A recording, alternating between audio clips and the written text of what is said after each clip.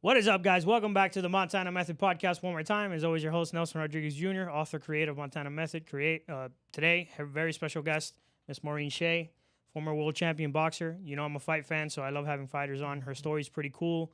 We'll get into, her story, how she got into fighting, and a real special story that makes her very notorious, and it's something I want to get into. I'll keep it a surprise for now. Elijah, kick the intro. I've been out here hustling all my life. Every day we get into it. Really out here in these streets. That's day and night. Like there's nothing to it. When I was going through it, dog, I never got your call. I never asked for nothing, no. But now I want it all. I promise I'ma do it. Came from rags to riches. Rags to riches. Came from rags to riches. Rags to riches. Came from rags. Maureen, welcome. Thank you so much for having me. No, I've been looking forward to this. This is gonna be fun. We've been trying. We had a couple. Yeah, couple. It was a little crazy. Scheduling. I'm glad that I got in there. I mean, that happens when you're in the middle of fight camp. So. Yep, for sure. I appreciate your patience. Of course. Yeah, I understand. No, I completely. I mean, like I said, I'm very.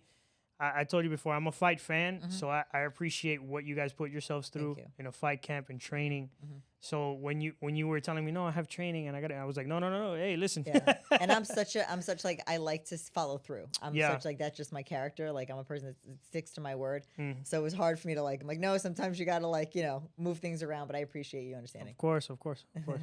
So you just had a fight last Friday. I did. Yep. Yeah. A week ago today. Yep. Wow. That's awesome. Yep. You look like you won. Yeah, I know. Well, it was a controversial decision. Okay. So I actually fought 2 weeks prior to that too. So I won the first fight. Wait. You fought 2 weeks? Yeah. So I fought in Massachusetts on August 10th. Okay, the day before my birthday. Okay. Well, happy belated. Thank you. And so yes, August 10th I fought in Massachusetts at the Polar Park. Okay. And then we had an opportunity to fight again 2 weeks later. And I fought at the Hard Rock, and I said, okay. And, and so it was a controversial decision. I felt I won the fight. It was a 6-rounder against a game opponent. The girl came to fight, and, so we lost. I lost a split decision. So, I mean, I have to ask the question. How come you decided to take a fight 2 weeks with 2 weeks notice? Well, I didn't have 2 weeks notice. It was more that I knew that the opportunities were there, so I don't get to fight often. It's unfortunate for me in my state. I'm self-promoted, so it's been me and my manager, Luigi, with my career, and he's gotten me to where I'm at now, and 2-time world champion. I fought for 4 world titles, so it's been quite the journey trying to get fights. Right. So I saw it. It's not super uncommon, but it's not recommended. There's a lot of different things around it where, some people could say, it's not recommended. Some people say, if you can get in, get in. It depended on the first fight, which I didn't take any damage in the first fight. Right. I felt great after the fight, so I felt I was ready for this fight. It was unfortunately changed from an 8-rounder to a 6-rounder. Which is why I felt like I gave up the first 2 rounds because I was fighting as if it was an 8-round fight. So I feel that's what led to the decision being what it was. I mean, I still felt that I won the fight 4-2. One judge had me winning 5 rounds to 1. The other 2 had me losing 4 rounds to 2, which I don't know. But you know what? It's subjective. It's boxing, and it's not though. That's my issue with judging. Yeah, it's not subjective. It's a lot of well, to them it is. And that's been an ongoing issue for years within fighting, right? I mean, whether you're in MMA now, at first in MMA it wasn't a thing, but now in MMA it's definitely a thing where you see these judges' scorecards and you're just like, what are you looking what at? planet were you on while this fight was happening? And it's funny that you did say it was subjective because you would think that it's not. Yeah. Especially when a majority of people are clearly looking at this fight and telling you, hey, and it's not even just fans, fighters, other fight officials. The owner of the company is like, dude, what do you? There was this one fight. I don't know if you ever got to saw it. It was got to see it. It was I forgot how long. Maybe a year ago. It was an MMA fight. I think it was a Scottish fighter. He's a really good jiu-jitsu. I think his last name is Craig. Anyway, he gets the dude in a triangle choke and he snaps the dude's arm, and the dude's arm is just dangling. Oh, wow. And he's looking at the referee stop the fight. Can you? I just broke this dude's arm. Can you? So he had to keep hitting them in the head until they stopped the fight. Oh my god! Yeah. I mean, I've seen that too. That's insane. I had a fight like that. I mean, not like that. That's why I don't do MMA. That God bless them. Not my no, thing. but in boxing, you could see something similar Well, where yeah, the, yeah. the Oh, person I just was, isn't defending themselves. And it you- was, yeah. It you was know? like, yeah. It was, I had a fight actually at the Gulfstream. And we rewatched it, Recently. because it was like, I was literally just like pummeling this girl. And I was like, okay, I mean, I wasn't going to gas out. I could keep going. Right. But I'm like, what are we doing I'm here? gonna kill this girl. Yeah. And I she get was you. just covering up. So, I mean, it's different with referees. Some referees, if they don't know women's boxing or they see women because they think like, oh, but, this referee, not in this case, he's great. It wasn't the referee here. It was the other two judges that I was like, I'd like to sit down and be like, Yeah. okay, what did you see? Like, what? And listen, there's always room for improvement. Right. But I look at myself and I take a risk every time I step foot into that course, ring. of course. So taking a risk, 2 weeks back to back, it was a choice that I made and I stick by my choice. And like I said, I felt that I won the fight. I can always look back and say, how can it have been more convincing? Right. I think I would have stopped her had it gone another 2 rounds. If it was an 8-rounder, I think she would have stopped because she was fighting on her heels in rounds towards the end of round 4, 5, and 6. So, it is what it is. We're still here. I mean, I'm still, and that's the thing about like wins and losses. People get like, oh, like I'm like, it's not the rest of my life. Like I have so much life to live. You know what I mean? It's unfortunate and it sucks. But I do have 2 other losses. I had a controversial turn to a no contest, which people didn't know. I went live and I explained it. I had a controversial loss early on in my career before I became a world champion. And it was a controversial decision. It got overturned because she tested positive for drugs. Oh, So it ended up okay. becoming a no contest. So I have a no contest on my record. So I felt this unfair decision before, but this time I'm like, I've been here before. I knew what to do with it and I knew how I needed to just move on from it. It's not that I don't recognize it. I don't look back. I had a team meeting with my team yesterday. We do that anyway. But, regardless, win, lose, or draw, we're going to have a team meeting. But, I'm good. I have a theory about. I think only like former fighters should be allowed to be judges. So when you say that, I said that. Yeah, I was like, I've been saying that for years. I'm like, if you weren't a fighter, you shouldn't have allow. no idea. Yeah. Yeah. Even trainers, right? A lot of trainers are retired fighters. Mm-hmm. So why would you get someone who's never been in that situation, never been hit, never been in that dangerous situation? Because I mean, I was a boxer, but it was amateur stuff. Yeah. And like being in the ring, getting beat up, being in those situations where you're literally fighting. Yeah. Is the only way you can look at a fight and be like, oh man, he's all right. See how he he's hurt, so because he's doing this. Well, it's body language too. Right, and exactly. It's that, but I don't necessarily feel I don't necessarily you have to be a fighter to be a good coach or having to been like I Right. don't necessarily feel that way, but I think there is an advantage to having To either understanding- being around the game, correct. whether you were an amateur Correct. fighter, you've been around the game for a long time, you've trained the elite. My coach Derek Santos didn't fight professionally, but he fought amateur, but he was also in camps with Fernando Vargas and a lot of these high level fighters. Yeah, so for him, he has a ton of experience. He's also worked with Sergey Kovalev and Sullivan Barrera and a lot of high level fighters and been in world championship corners. So he's got that experience, and that helps a lot. And then you've got my assistant coach Smith Francis, whose son Dominique Francis is he's a Miami kid, super talented kid. He's definitely gonna be a world champion. His father is my assistant coach. So Smitty's never been a fighter, but he's been with his son since his son started 14 years. The kid's been boxing since he was 8. So it's those things that matter. And I think it's a personality thing. I think it's understanding. Derek is a much calmer, more laid back kind of person and coach, where Smitty's a little bit more with the grit. I'm more grit. I'm more very super extroverted. I like to I don't necessarily need a fire lit under my ass, but it's nice to have that somebody there kind of giving it to you, Definitely. Yeah, so it's a good combination. So, question, obviously the big question: how did everything with $1 Million Baby come about? Like, how did that? So that's really cool. Yeah, it was crazy. One of my favorite movies, by the way. Oh, that's awesome. Yeah, yeah. I've heard that a lot of people say that, and that's awesome. That for me I never thought I'd be a part of anything like this. And it was cool that female boxing got put on such a big platform, and they use real fighters, and I love that, man. Yep. I loved it. Yeah, it was really cool. So it was 2004, I believe. I was 23, and Hilary, I was an amateur at the time, and I was training in Brooklyn in Gleason's gym with Hector Roca. And Hilary came to the gym to work with Hector Roca, who was my coach at the time, and to train with him. And I met her, and Hector partnered us together. And it just happened kind of organically, which is I love how things happen naturally. I didn't audition for a position or try to it's okay, if Kinda it's meant just for you, it'll be. it happens, I really yeah. believe God has a plan. And so her and I really connected, and I ended up being her primary sparring partner for the movie. She sparred with other females and worked with other people, but I was the primary sparring partner. And then I guess when the media found out that she was training there, and then they came and then they found out about me, I just had like literally got like thrust into a spotlight. It was crazy. I didn't expect it. I was like, okay. And so I was still an amateur at the time. I hadn't turned pro yet. And so I stayed amateur until 2005, and then I turned pro in 2005. So it was after the movie, but that's kind of how it happened. I think for me, a lot of people ask me like, oh, did you ever hit it with a good shot? I think the reason, and Hector has passed on, may he rest in peace, and I don't know, I'd have to ask him, but I think the reason he partnered me with her was because when I was in there, I was always a student of the game. I didn't fight off of like emotion in there when I was training. It was more like calculated and trying to figure things out and more of a chess match for me. And then when I fought, it was like that times 1,000, where not the emotion, but the intensity got increased. So I knew how to control my intensity in sparring. And I think that's a big reason why he partnered me with her. And I remember the first time we sparred, we got into the ring and she was nervous. And I said to her, I was like, you can trust me.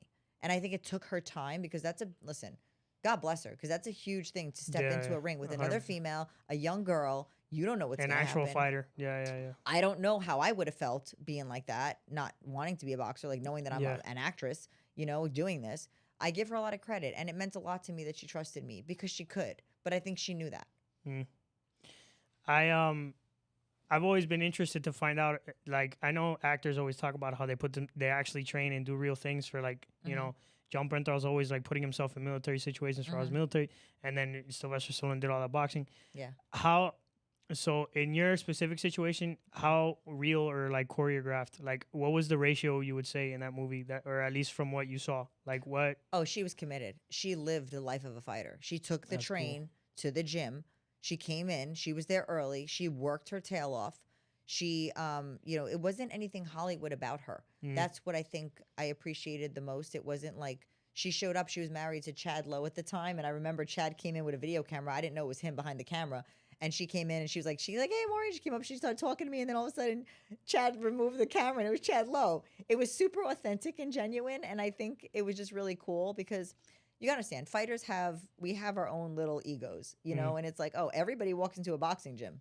Like Mike Tyson said, everybody got a plan until they get punched in the face. Yeah, 100%. So we've seen actors come in and musicians come in and everybody come in.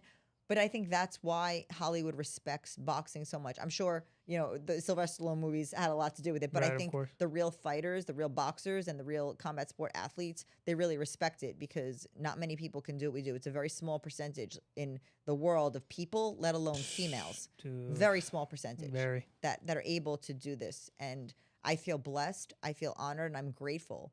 But I know that God chose this for me because this was never a sport that I thought I'd ever do. I knew nothing about it growing up. Oh man, it's such a, people think it's a physical thing, but it transcends a lot of like, there's a spiritual process that goes into this, very spiritual. Obviously, if you switch over to Thai boxing and Muay Thai, it's all spiritual for them. The rituals they do and everything before they fight. But it transcends that. How many fighters you see, Yep. right before they fight. Yep. And then of course the mental battle. Oh, huge. It's mental is 90% of it. Every day it's a mental thing. What happens before the fight? What you're feeling, what's going on, what are the variables?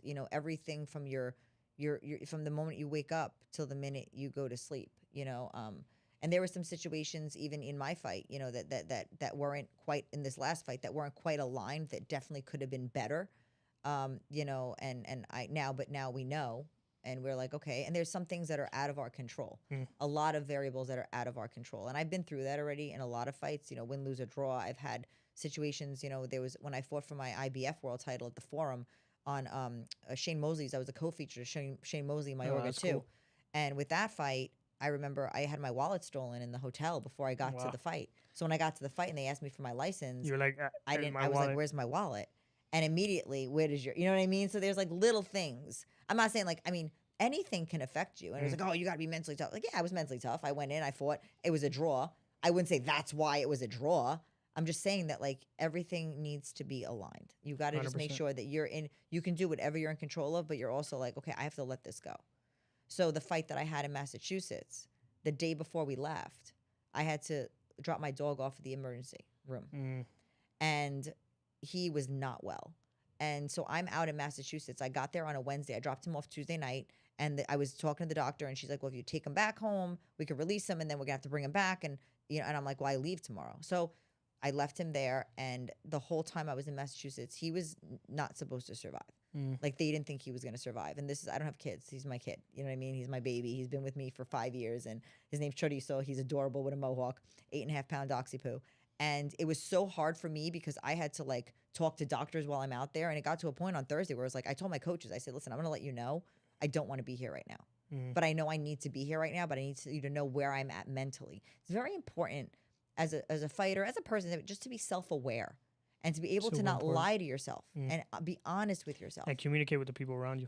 Yeah. And trust the people around you that you can communicate and you can be honest and that they're not going to freak out. And, and we got through it. I fought a great fight, and Chorizo came home. I picked him up on Sunday. He's amazing. He's like a better dog now than he was when I dropped him off. But I really had to give it to God. And I prayed, I say the serenity prayer, just for me to know what's in my control, what's not, and to give it up to my higher power. And that's really all that I can do with anything. And it was even after this last fight, the controversial loss, I remember I went up, my girlfriend had a suite. I went up there to shower and change. And I stood there for a moment. I said, okay, God, I'm going to give this to you. I'm not going to walk around. I'm not going to talk about it. I'm not going to be negative. I'm going to give this to you. Whatever plans you have for my life, I'm going to give this to you. And then when I went downstairs, I was happy. Everybody's like, oh, you look fine. Was I fine? I mean, not really. But you know what? I made a decision. I don't think we're ever fine. You make a decision on what you're going to, if you're in control of your emotions. My emotions don't control me. They did for a long time when I was a kid. I had a lot of issues. I went through depression, eating disorders. I went through all of that. And then my emotions controlled me. But I learned through therapy, through healing, how to learn how to control my emotions and my thoughts. Yeah, because the emotions get things that trigger us most of the time. Those triggers aren't even things we consciously want. That's like, it. Yep. Those triggers that this makes you feel a certain way, and this makes you feel a certain way. This makes you feel that way. It's all from childhood stuff and like trauma. It's definitely unhealed trauma, and everybody's got it. Nobody has lived a trauma-free life. Nobody. And I think, like, I had this conversation with somebody the other day, and they were saying something to me, and I was like, okay, what you're saying, can you change your tone and what you're saying, because you're triggering me and it makes me feel like I want to punch a wall. I just said it like straight-faced. You know what I mean? Because I'm not going to punch the wall, but I'm just letting you know this is what it is. Can you change this because it's making me feel like this? And I would just prefer you assisting me with this moment. That took a lot of maturity and a lot of therapy to be able to say that and not just punch the wall. Yeah, I remember taking I took a course a while back. Like I take a lot of courses. I read a lot of books. I'm always trying to like get better as a person. And I took this course and we finished it. And the girl that was taking it was like a group of us, but the girl was like, is this what it feels like when kind of like you wipe your slate clean and those things don't trigger you anymore? And I was like, wow. I can only imagine how many people never try to like work on those things and try to wipe the slate clean. You don't figure out who you are until all that's gone, because you're controlled by these triggers and these things that bother you and patterns, habits, fears of letting go of habits. And it's all subconscious. And it's also comfort. No. You know, it's like comfort. Like, why are you comfortable with this when you know you should? So I don't know if you knew this about my background, but I was in an abusive relationship, and that's how I got into boxing. I was 17 years old, and I was in this abusive relationship with this individual who almost strangled me to death. He punched me in my face, 8 stitches above my eyebrow, almost strangled me to death. And by the grace of God, I went into the boxing gym. But I went to a gym. It was a regular fitness gym to better myself for him. He was a gym rat. And I thought, well, if I worked out, I was trying to, like, connect, So I went to the gym, and it was a fitness gym. Then I went to the back, and there was a boxing ring. And there was a coach there, Willie Soto, who I still speak to today. And he came up to me, he's Puerto Rican, and he said, do you want to try? And I looked at him. I said, how am I going to connect with these people, these men? And a lot of them were Latinos. So I said, well, I speak Spanish. I'm Mexican Irish. So I looked at him, and I was like, I started speaking to him in Spanish. And he was like, oh, how do you speak Spanish? I said, well, I'm Mexican and Irish. And he was like, you're going to be a world champion. Mind you, I had no idea Mexican Irish was like biggest boxing combination. Like they're very rare. I don't know anybody else that's Mexican and Irish in fights, So it was like, and I was like, okay, like I don't even know what that means. I don't care to fight. I don't even know what fight. I mean, I like to fight, but I don't know what boxing is. Right. The only thing I knew about boxing was when Tyson bit Holyfield's ear, and I was just intrigued by Tyson's reactionary rage because I had some issues when I was younger with reaction.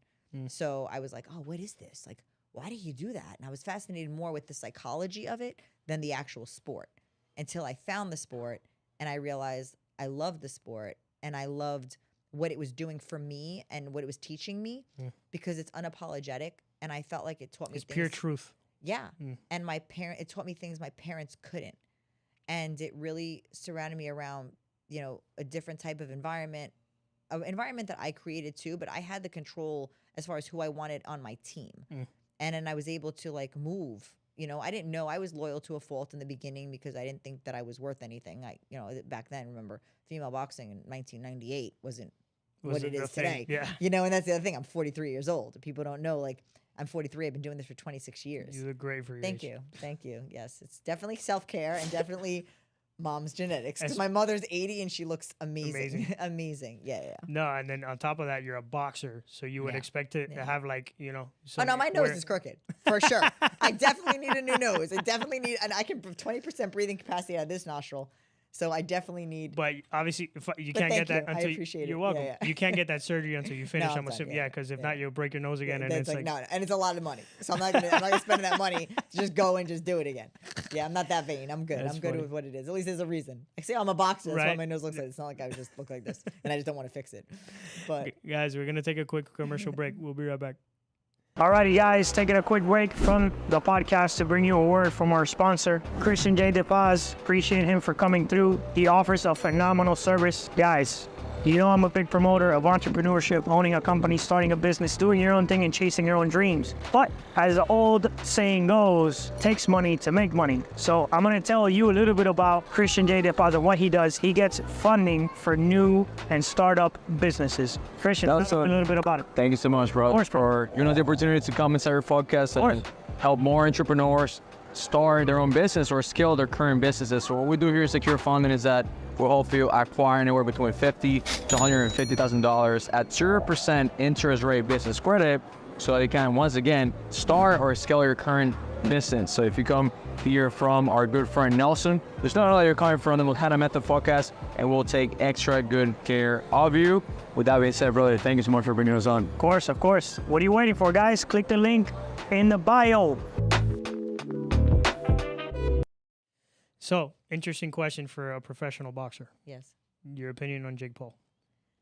So I think listen, Jake Paul is creating. I love what he's done with Amanda Serrano. Mhm, She's like he's been able to elevate her. Put her yeah, on and the that's undercards, a big problem with women's boxing is getting the opportunity. Like I said, I'm self-promoted. You know what I mean? So it's great that Amanda got that promoter and provided the opportunities for her. It's really about opportunity. And I've had a ton of opportunities, and I've done a lot in the sport, self-promoted. You know, but.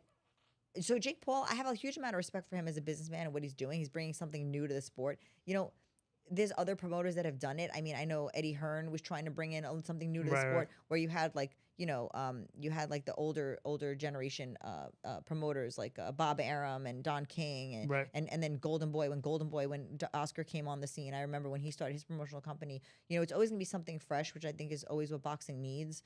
As far as Jake Paul as a fighter, I think does basic very, very well. He's a smart businessman. Okay, he's very, very smart. I watched him train. I've seen him spar, and I just watched. And I said he does basic really, really well. Who's he fighting? He's fighting small MMA fighters. Yep. And the only boxer that he fought that was probably like a equal fight was Tommy Fury, and he lost. So again, I'm not like Jake Paul. I don't need. He can do whatever he does because he's like a Mayweather. Like why is Mayweather fighting Gotti for the third time? Because people in Mexico want to see it. Exactly. People want to see it. You can't knock that. Same thing with McGregor. McGregor being part of Bare Knuckle now, I think is going to bring tons of eyes onto Bare Knuckle. Yeah. Tons of eyes. It's all personality. It's all a show. It's all like I think that's great. I'm not going to knock him for it. I mean, you know, if you're telling me from he's a B-level fighter, C-level fighter that does but he's also coming up the right way. And I think athletically he's built the right way. Like he has things kind of in his favor. He's a big guy. So there's certain factors there that are kind of just playing in his favor. And then I think kind of like the fact that he's a good business guy and he brings that discipline into sports. Of course, and that's the thing. He's disciplined, and the kid trains hard. Like even Floyd trained hard too. You know what I mean? Floyd wasn't Floyd because he didn't. Connor did too. You know, anybody who's done anything with anything, they all know what it takes because you're not going to be great without putting in the work. Yeah, for sure. Yeah, this thing with Tyson, I'm not too crazy about. I don't. Yeah, I mean, neither. I don't care to watch it. Yeah. I think it's Tyson is arguably my favorite fighter. Yeah. To see him at 50, I mean, I know everybody says he's Mike Tyson. He probably still tear somebody's head off, probably. But the last thing I want is for that guy to get embarrassed by some young kid who's not even like technically a real pro boxer. Like, But I don't even know how much of all of it is true. Like, you know what Exactly, I mean? it That's could the just thing. be a Like show. when you're exactly like when you're in this sport, you're kind of like, okay, you know what I mean? Like, look at what everybody did with Conor and Mayweather when they were gonna fight. All I said was Conor has a less than 1% chance to win, and they looked at me like, oh, he can't win. I'm like, no, he's a man getting in a ring with another man throwing punches. I'm gonna say he's got a less than 1%. He got a very small percentage. But the fact is, like, let's just call it what it is. Right. Is he gonna win? No. Because it's a different sport. 100%. Nah, but I mean, he just did it. He's like, I'm not going there to win. I'm going there to cash a check. Yeah. You know? Yeah. Well, I think He made, I like, think Conor $100 tried to million. win. I think he tried to win. I think as an ego, I think he wanted to, but I think he knew. But he was hoping to land that punch. Right. You know, everybody hopes to land that punch. It's like playing the lotto. You know what I mean? But I think with Jake Paul and Tyson, I think it's a little bit more of a show. I think it's a little bit more of like a, you know, and I'm not going to, again, it's a business. I mean, I don't care to watch it. Like, I'm not really into watching it. I didn't really watch Logan Paul fight. I think was it him? I was at one of the fights because I went there to see Andrade fight. Bubu Andrade fought in here in Miami. Was it? during Yeah, the it Super was Logan Bowl? Paul. Was And it Logan? Yeah. Logan Paul Oh, and and Floyd. KSI? No, and KS was it? No, that was in another LA. Guy. Oh, okay. It was No, another it was guy. Floyd Mayweather and Logan Paul. No, it wasn't here. No, it wasn't Floyd. Logan Paul? Yeah, it was Logan. I thought it was Logan that fought, or maybe it was Jake. I don't know, but it was one of them. But they were like they put them as the main event. No, they put them as like underneath the main event, which was I forgot who Demetrius fought, but he was the main event. And then that fight, like everybody left. But they were even putting the media. They were telling the media they couldn't sit ringside because they had the influencers sitting ringside. But why? Because it's free press. Right. You're getting a whole different audience. Like if you think about marketing. Think about the marketing aspect of it. 100%. If you get the same people over and over again, it's why. Listen, most people that watch boxing don't watch MMA. Like if you look at it, it's a little in and out. Like you have some that do. Like I'm across. I was a fan of MMA. I used to watch MMA more than I watched boxing. I mean, I was a boxer, but I just enjoyed understanding MMA. And it's the same thing then. Obviously, I can do both because of what I do. But some people just don't like boxing. Some people just don't like MMA. Right. You know, but then you have those people that are like the hybrid, like That you like both. two. They're like, you know, combat sports. I doesn't love matter. combat sports in general. Yeah.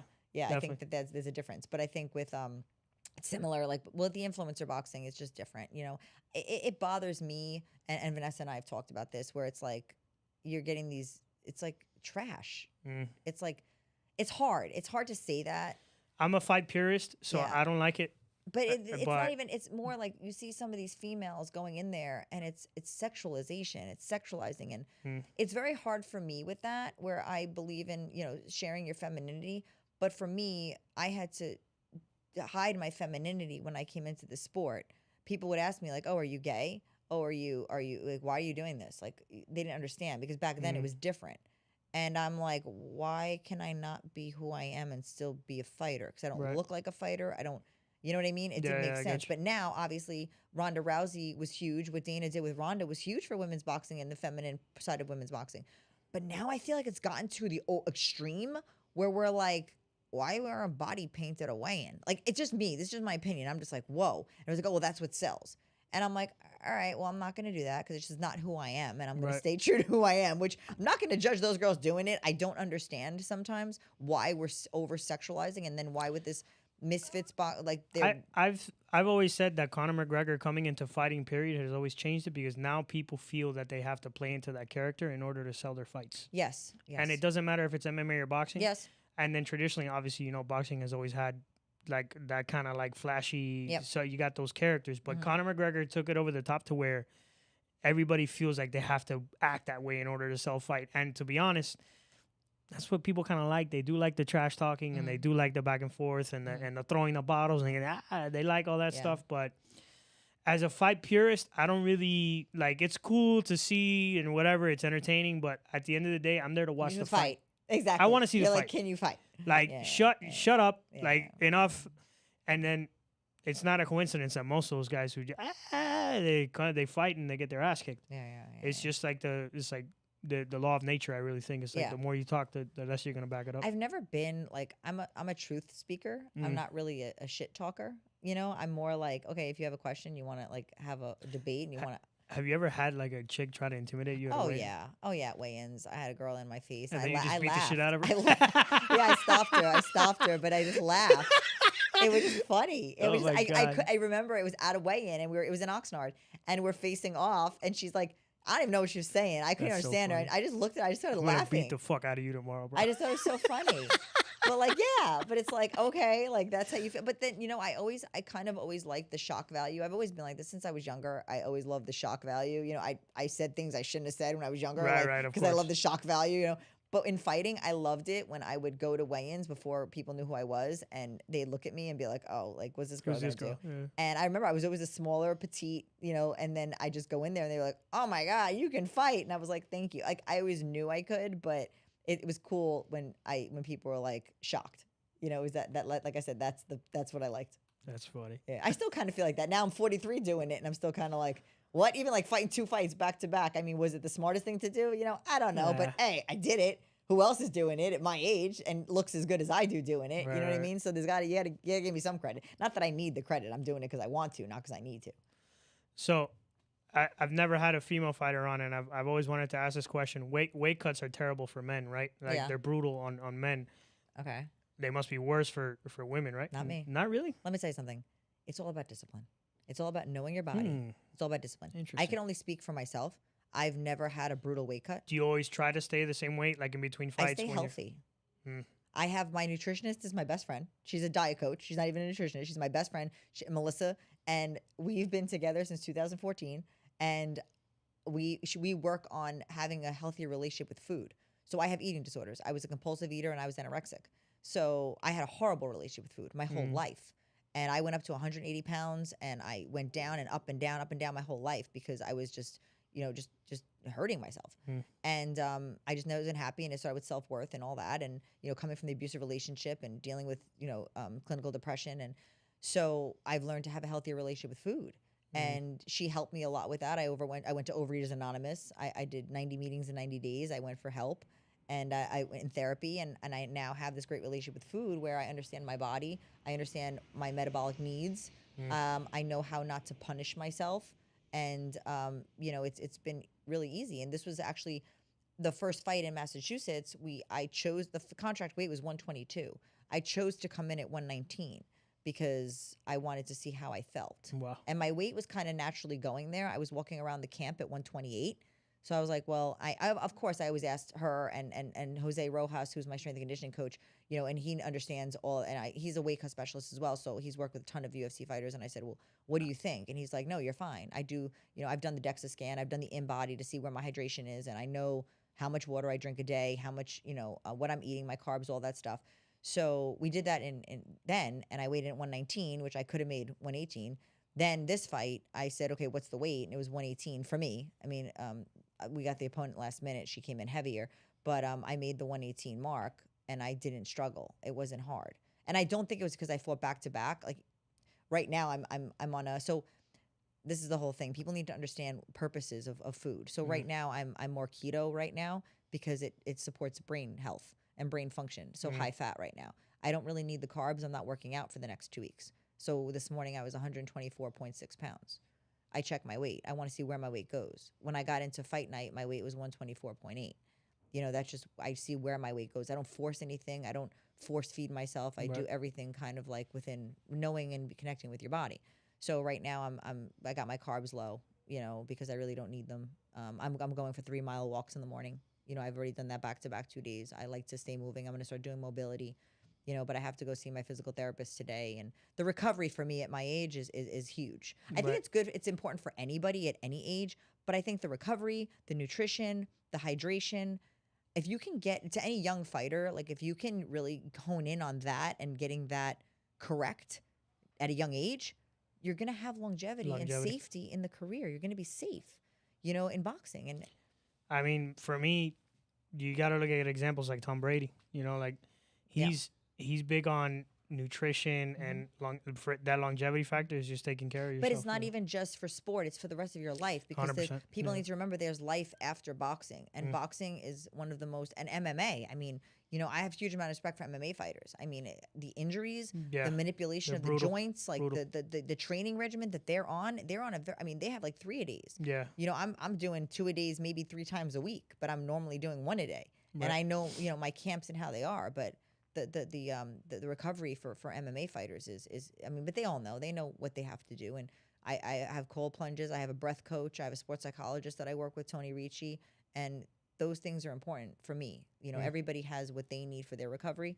I know for me, the cold plunge, the sauna, the mobility, the physical therapy, the massage, you know, I have it set up so that I can get that. You know, every other week I get a massage. Every other week, every opposite week I get physical therapy to make sure that my shoulders, my knees, my joints, everything's right, so I don't have to tear anything or break anything. You know, I mean, I've had injuries. I had a hand surgery, you know, in 2016.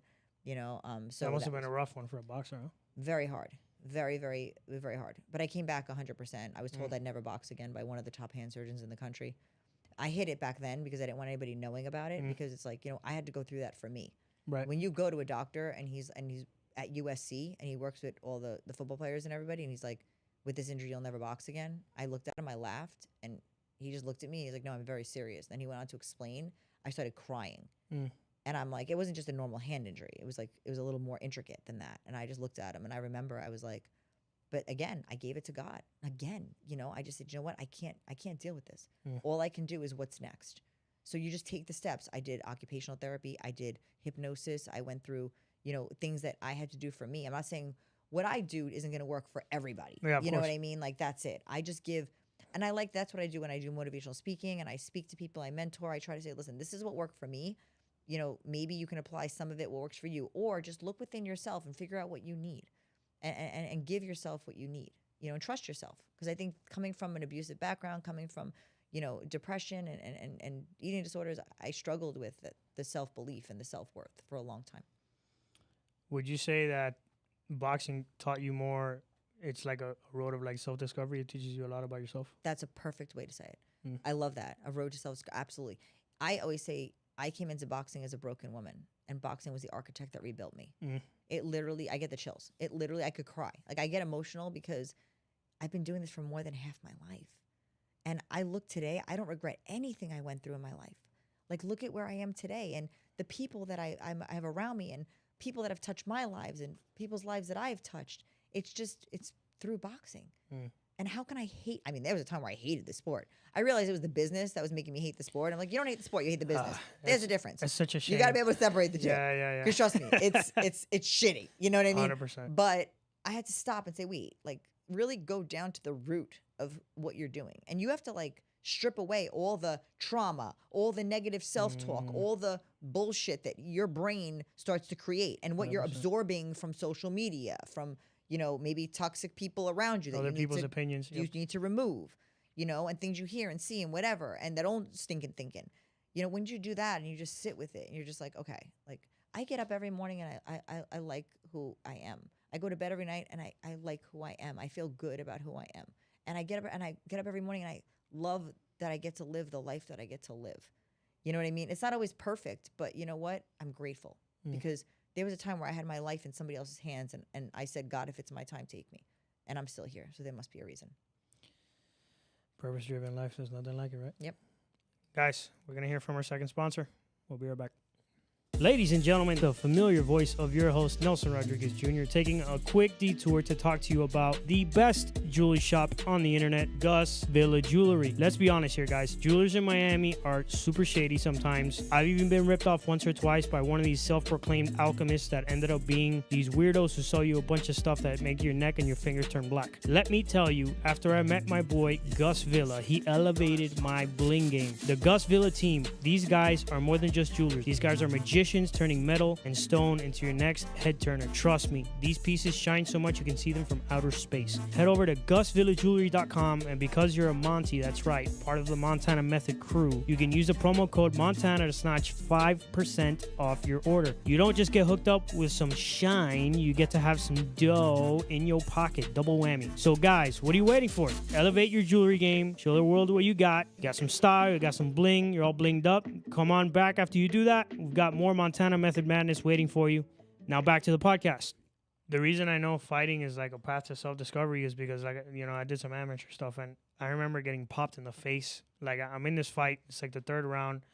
I'm losing. I'm getting the shit kicked out of me. This guy pops me in the face. Blah! I'm just gushing blood.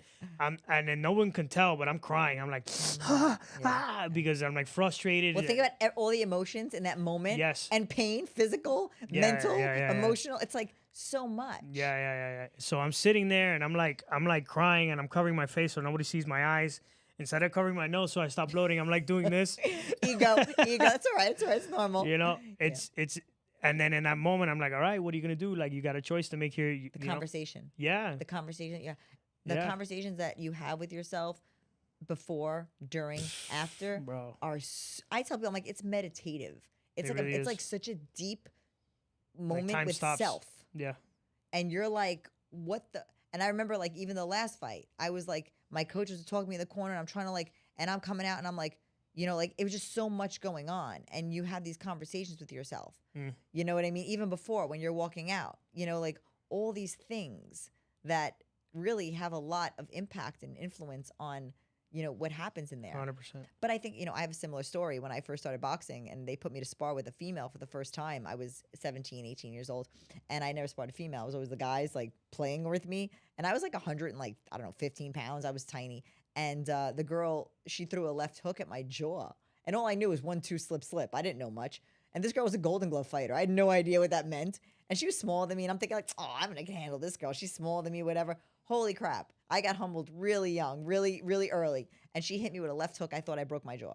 And I looked and I stopped the sparring.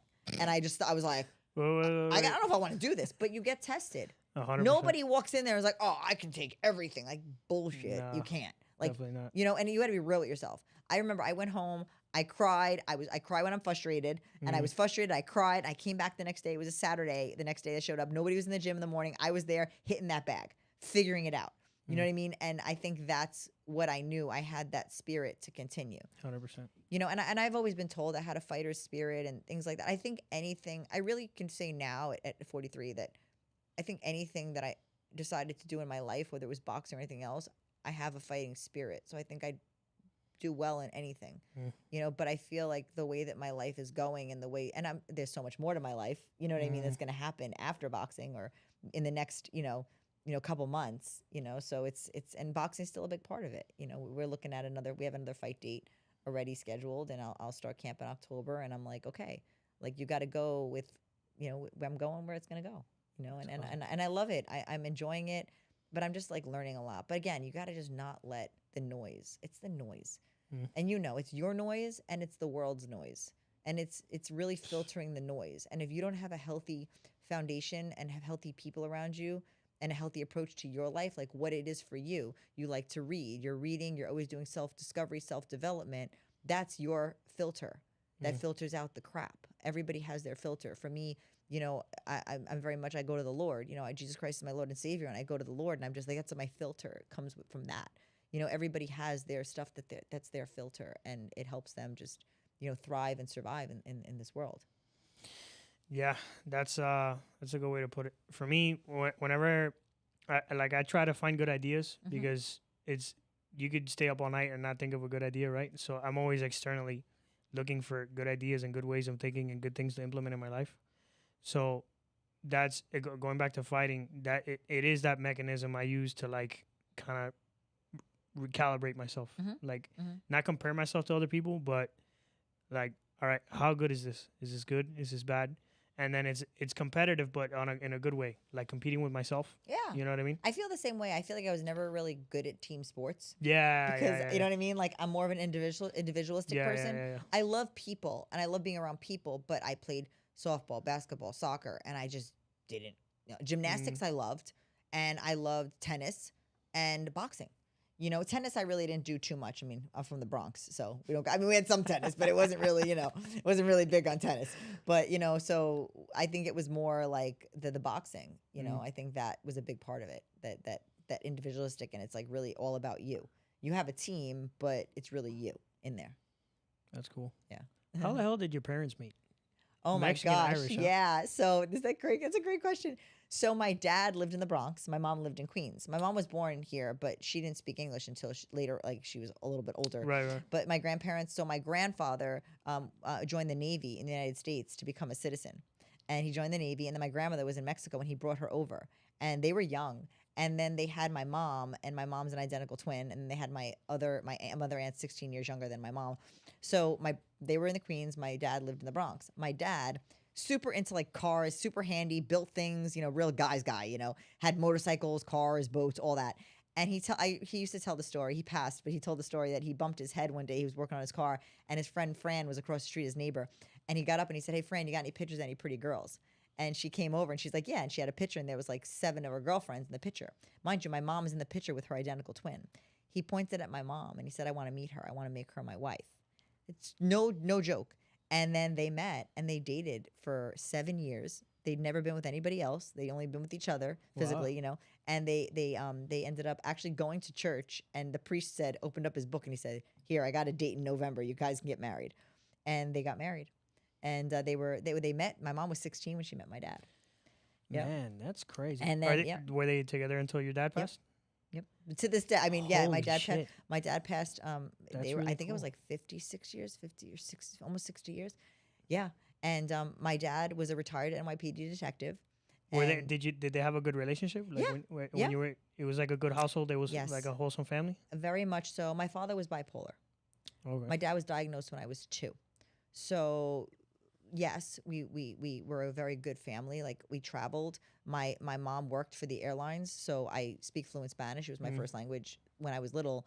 My grandmother would watch me when both my parents worked, and then my dad wanted me to learn Spanish. So me and my mom would go to Mexico. I had more family in Mexico than I had in the United States, and we'd be out there for like a month or so. And I did 6th grade out there and in the United States, and I Cool. still have tons of family in Mexico. That's so important for Hispanic kids. Like Oh, I know the culture. Like I understand my culture.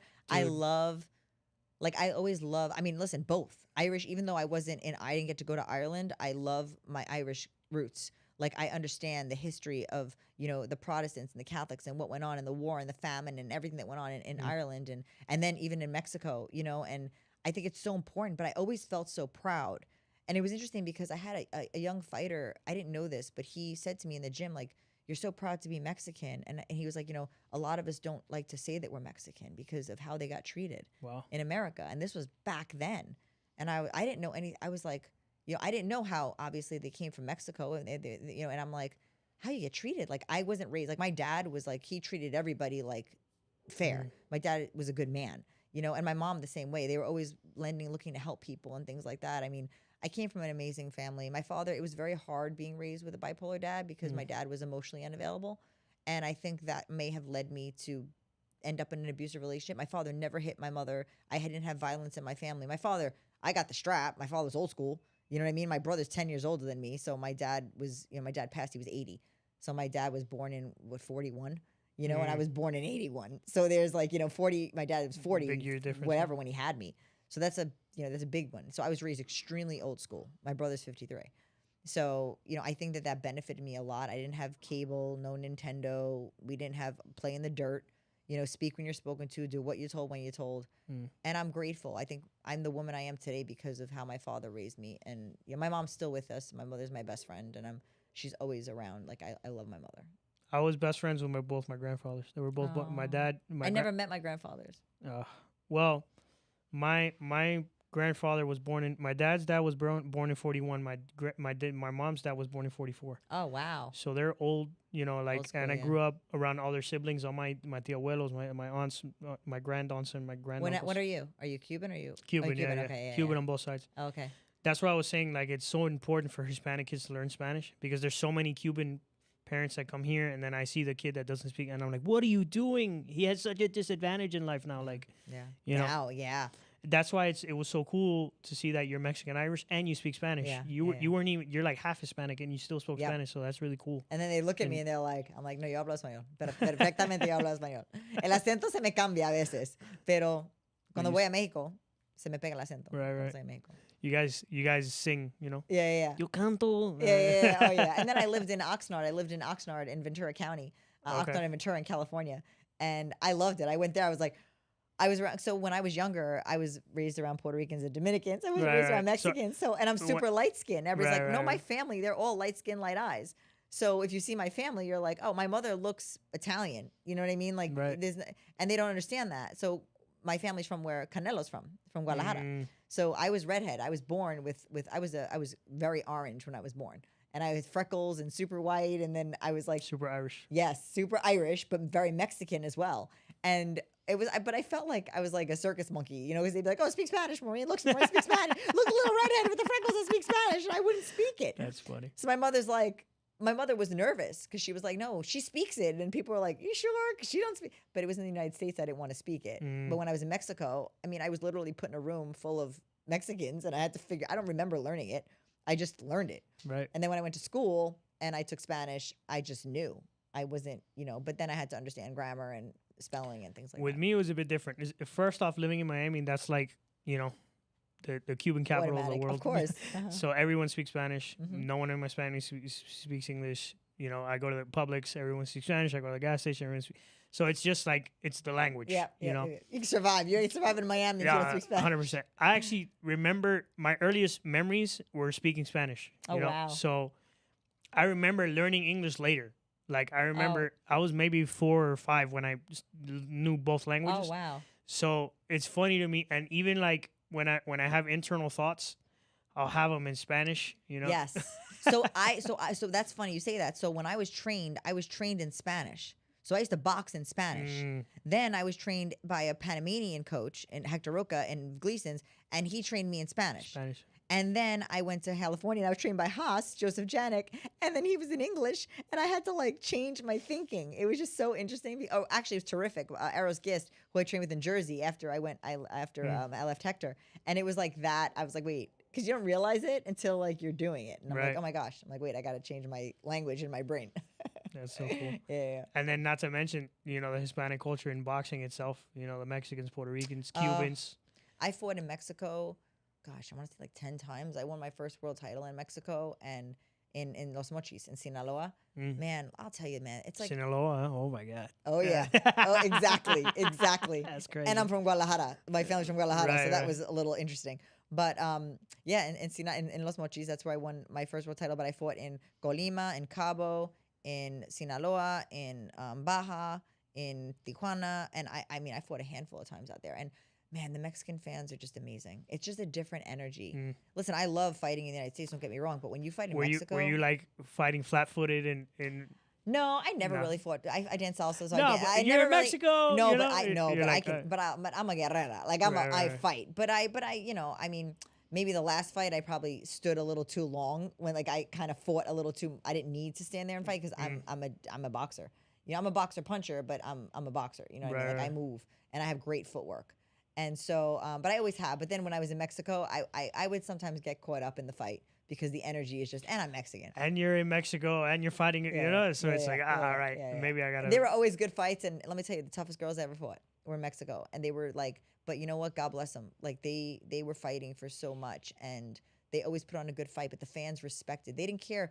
They wanted to see a good fight. yeah. They didn't care if it was the Mexican that won or the Mexican American that won. They just wanted to see a good fight. Mm. And you know what? We both, all the girls I ever fought, we both came out of the ring and just got so much respect and so much love, and we had that for each other too. Mm. I think that's also very important. I love that. Did you?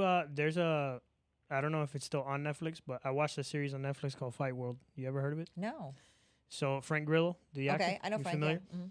So he goes around the world to different countries, and they do a whole like Oh, 1 I hour. did hear about this. It's so good. You would Interesting. love it as Really? a fighter.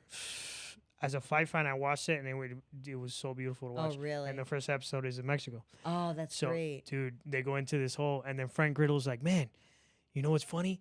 like when people say, I'm going to fight you like a Mexican. It's real. It's That's like, like a real I'm going to thing. fight you like a Mexican for Yeah, real. yeah. So it made me think of that first. He basically interviewed like super world famous Mexican boxers, and they go to different areas in Mexico, and they like it's really good. You would enjoy Well, it. the culture and where you're from definitely influences your style. 100%. You know, Yeah, and I yeah. think for me, like I always was a dancer. Like I always loved to dance, like since I was a kid. And I found my boxing style through my defense. And I think Hector helped develop my style a bit, you know, when I was younger, and Luigi, my manager, who also coached me. And now it's more like if I have to fight, I can fight, but I don't need to fight. Right. I can box and make it look beautiful. For me, when I did want to learn how to box, I was always influenced by, you know, I would look at the Cuban style fighters Of course. and be like, they're a little more elusive, and I kind of wanted to.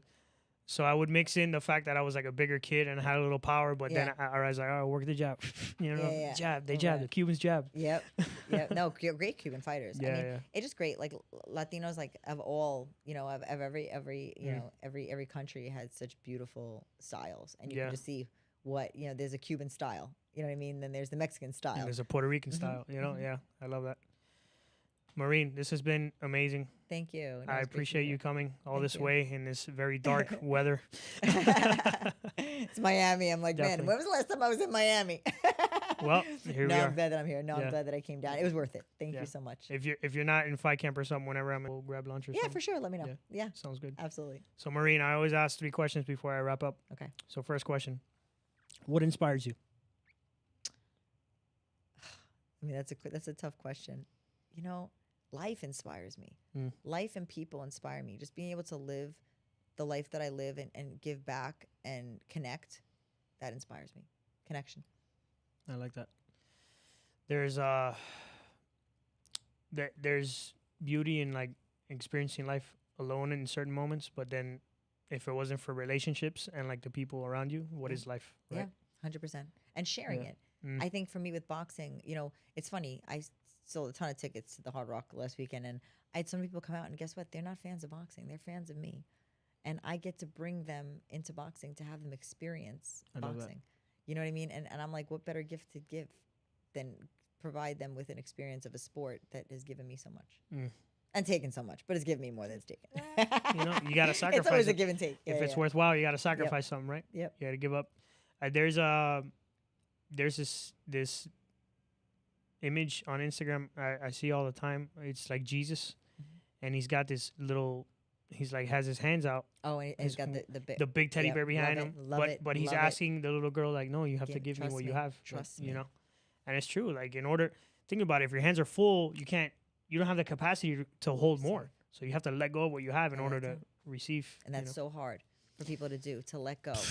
Listen, it's a daily struggle. And it's like, all right, what do I have to, what is in my control and what's not in my control? That's why the serenity prayer has always been, you know, God grant me the serenity to accept the things I cannot change, the courage to change the things I can, and the wisdom to know the difference. Right. I think that's a prayer and a battle that everyone deals with daily.